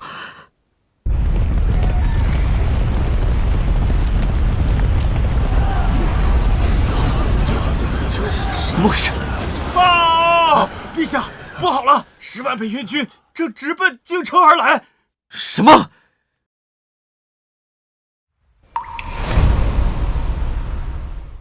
不好意思，二哥，这10万北元军对我忠诚的很，非要跟着我回来。北元军，一骑当十，战力无双。九皇子就是凭借着10万北元军，前不久一举扫灭了准噶尔国。竟然把10万北元军带了回来，他想要干什么？叶云，你这是要造反？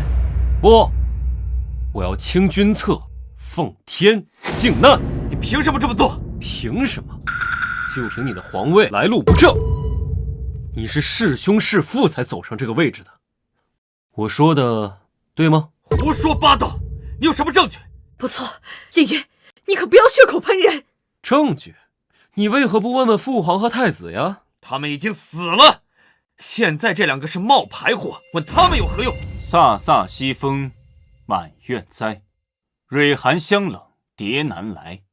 他年我若为清帝，暴雨桃花一处开。这是太子所创的诗句啊！公子世无双，陌上人如玉。公子气质神态是伪装不出来的，他真的是太子，太子还活着。太子，这究竟是怎么回事啊？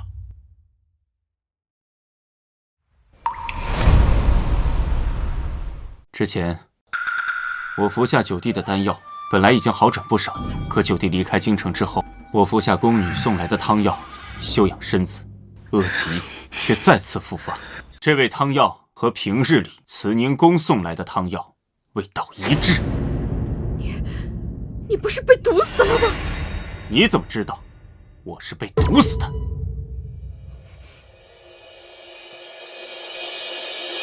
没错，我是已经被毒死。可就在我咽下最后一口气，白布过尸的时候，九弟的手下送来续命仙丹，帮我续上了一口气。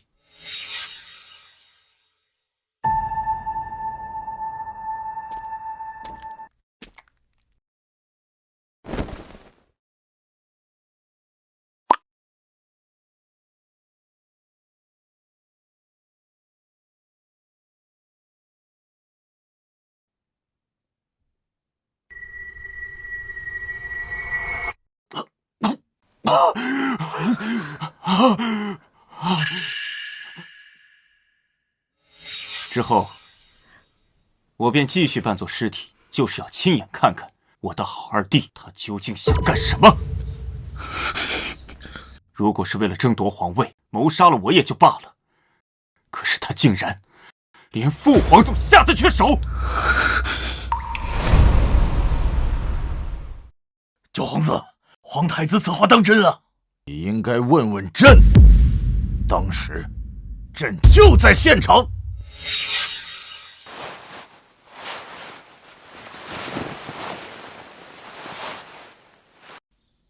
好了，都下去吧。为何不退啊？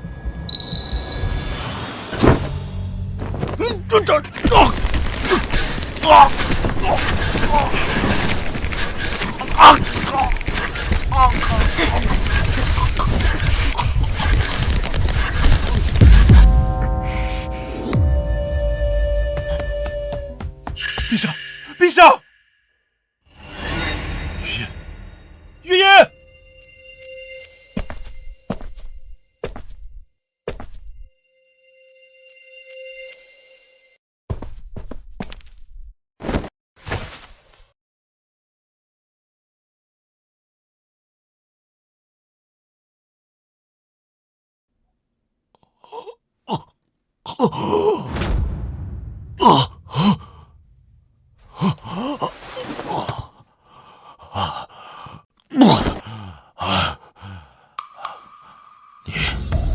你是何人？陛下，在下听雨楼花魁，奉九皇子之命前来保护陛下。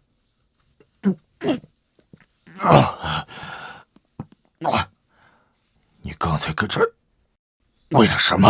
陛下，那是九皇子殿下所炼制的续命仙丹，只要人死不过半日，服下此丹便可续回一口气。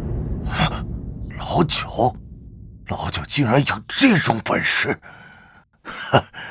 不愧是朕的儿子，朕的儿子就该如此。陛下，这是假死丹，只要服下此丹，您便可继续装作尸体。待您再次醒来，便可知道想害死你之人究竟是谁。这也是老九的意思。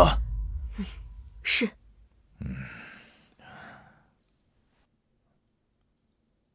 好，那朕就看看，到底是谁想害朕。若非是朕服用了老九派人送来的续命仙丹，怕朕早已经死于非命了，又怎会出现在这里？臣等参见陛下。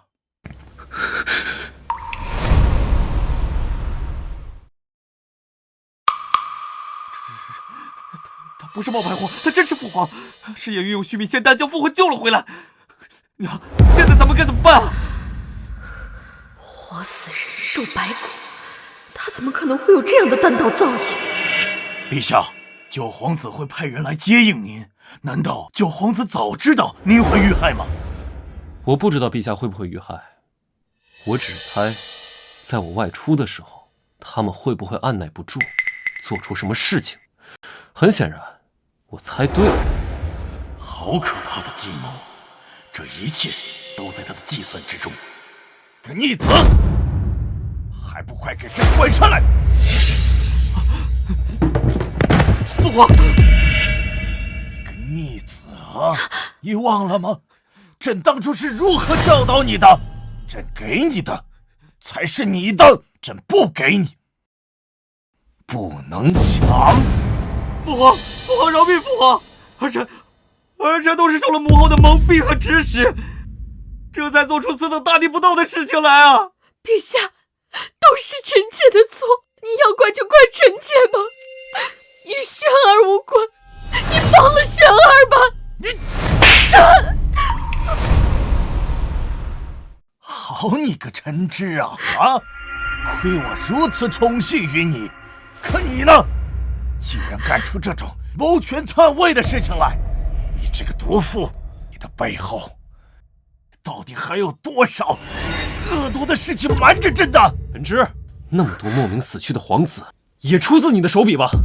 你为了让你儿子上位，不择手段，费尽心思，害死了那么多优秀的皇子，我娘也是被你所害。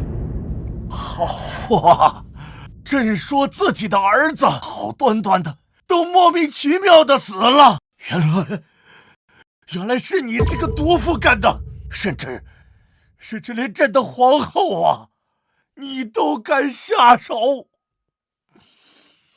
来人，把皇贵妃和二皇子拖下去，直接砍了！饶命，父皇！饶命，父皇！饶命啊！父皇！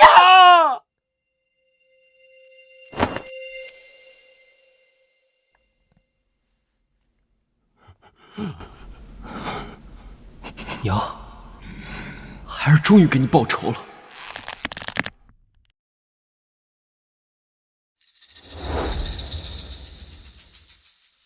参见陛下！吾皇万岁万岁万万岁！好，都起来吧。谢陛下。老九，你灭了准噶尔国，为我南国立下不世之功，封一字并肩王，可与朕平起平坐。以后见了朕，无需行礼。谢父皇。爹爹，这一字并肩王是南国最高的爵位了吧？对呀，叶云怕不是南国史上最年轻的一字并肩王啊！没错呀，没想到叶云这小子装疯卖傻这么多年，竟然是一条隐龙，如今锋芒毕露，必有横扫8国之势啊！陛下，陛下，喜讯，喜讯呐！陛下，陛下，李公公，有什么喜讯呐？启禀陛下，大魏和鲜卑妥协了，自此以后，我南国和他们一样，可以在西域丝路驻兵了。好，这帮蛮夷最终还是欺软怕硬。如今知道我南国出了个叶云，他们最终还是害怕呀！啊，云儿，你说的对，对付这帮蛮夷最直接有效的方法就是以武镇之。他们不是不服吗？就打到他们服；他们不怕，就打到他们怕。只要我们够硬，他们就软了，利益自然就放出来了，就不敢再冒犯咱们了。好啊，有了西域丝绸路的驻兵权，商路一通，我南国便可大肆发展经济，不出20年，便可缔造一个前所未有的南国盛世，万国来朝。恭喜陛下！恭喜陛下！恭喜陛下！父皇，这一切多亏了九弟。父皇，九弟的能力远在我之上，儿臣愿将储君之位转位给九弟。算了吧，大哥，我对主君之位不感兴趣。比起要肩负更多责任的主君，我更想当一个逍遥王爷。平日里我就练练丹，看看书，无忧无虑，安心做你的太子。以你的能力，上位之后，必是一国明君。九弟，陛下，臣有事相求。讲。今日朕高兴，只要是不过分，朕都允了。谢陛下。臣恳请臣之小女徐之雪与九皇子叶云，3日之后则良辰吉时成婚。爹爹，徐爱卿，你是怕这个金龟婿跑了吧？臣只是想，如今咱们南国已经渡过了难关，那何不喜上加喜呢？这样啊，何况陛下，难道您不想早点抱上孙子吗？我看是你自己想吧，啊？好，既然如此，云儿、徐之雪，你们便3日后成婚吧，为我皇室开枝散叶。谢父皇，谢陛下。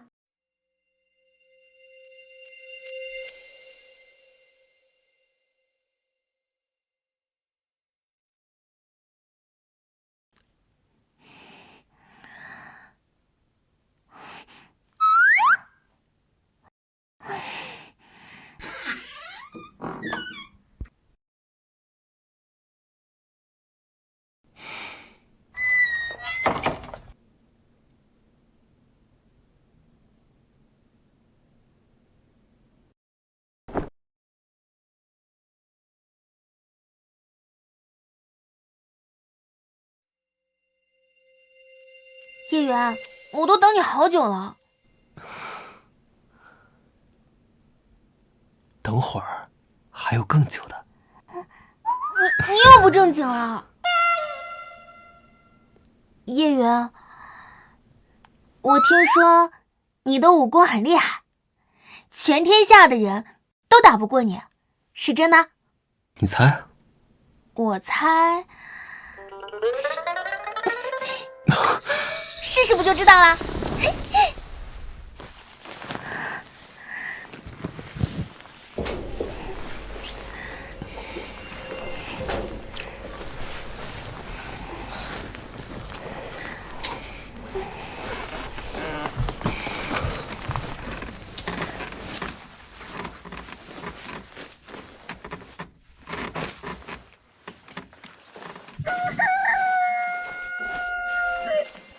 哎呀！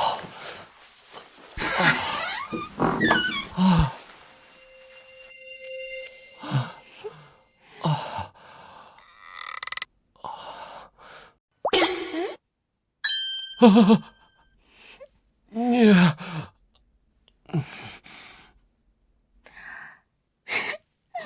什么天下第一，还不是扶墙而出？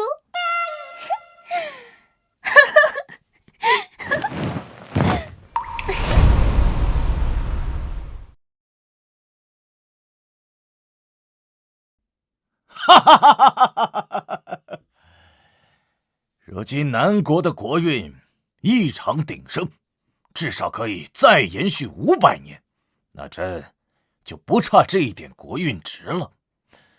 如今南国格局大变，朕要再次模拟云儿的人生，看看是何等的精彩。系统模拟人生，竭诚为主人服务，主人可以对皇子们进行模拟人生，每次模拟耗费一定国运，请主人选择模拟对象。九皇子叶云，模拟对象九皇子叶云，耗费国运20年。模拟开始。九皇子叶云，因其外公乃是南国开国功勋长国公，母亲是南国皇后吴素。叶云自小天资聪颖，文武双全，备受长国公吴素宠爱，亦被南国皇帝看好。然吴素遭人毒杀，长国公也在不久后病逝。长国公病逝前交代叶云，莫不可锋芒太露，要学会隐忍，免得与其他皇子一样遭到毒害。叶云谨听嘱咐，从此借着皇贵妃的庇护，装疯卖傻，暗中修行。5岁迈入宗师境，8岁突破万象境，18岁时丹道与剑道便是南国第1人，纵横天下，世间无敌。也就在这18年后，歇国覆灭，作为西域霸主突然覆灭，西域丝绸路空了出来。各个国家都想争夺驻兵权，包括漠北的准噶尔人、鲜卑人、大魏人。原本南国也有驻兵丝绸路的份额，然三国贪得无厌，为将南国踢出去，进行结盟，以比武的方式取一个丝绸之路的驻兵权。叶云知道自己的机会来了，在得到南国皇帝的全力许诺后，于比武上一鸣惊人，横扫三国。此后为给吴素报仇，叶云假借外出，终引得皇贵妃陈芝露出马脚。陈芝为让叶轩登基，不择手段，残害太子，暗杀南国皇帝。叶云于叶轩登基之日强势回归，横扫朝堂，道破陈芝母子阴谋，终为母亲吴素报仇雪恨。此后叶云醉心于丹道，为了炼丹远走他乡，最后一次为炼制长生不老药远走蓬莱仙岛，再也没有回来。南国皇帝与太子叶延之通过叶云留下的仙丹都活过了超过200年，而叶云也成为了一个永远的传说。有人说他炼成了长生不老药，成了真仙，羽化飞升了。好，真让这臭小子炼成了长生不老药了。